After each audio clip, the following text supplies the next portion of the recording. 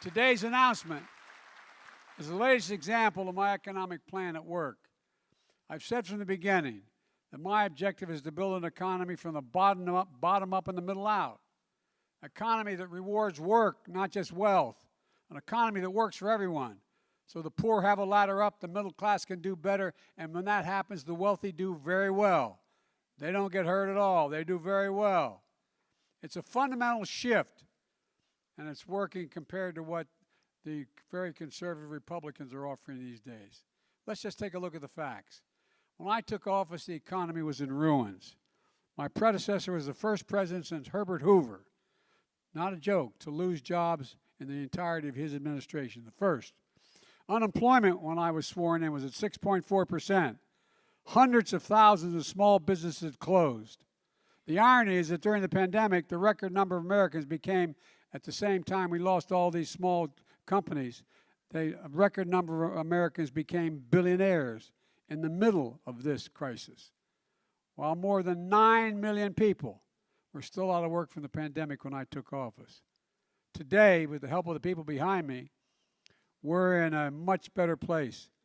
10 million jobs created since we took office, a record for any administration in American history. Unemployment is at 3.5%, the lowest it's been in 50 years. 5.4 million Americans applied to start small businesses, the highest level ever in American history.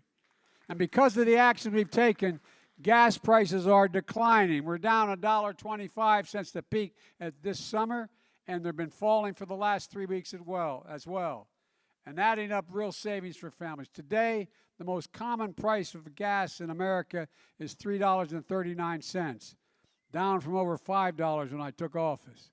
We need to keep making that progress by having energy companies bring down the cost of a gallon of gas. That reflects the cost they're paying for a barrel of oil. There used to be a direct correlation. Barrel of oil goes down, the price at the pump goes down at the same time. If we're taking average profits they've been making over the last 20 years instead of the historic profits they're making today, the price of gas would be down an additional 40% to 40 cents today to $3 a gallon.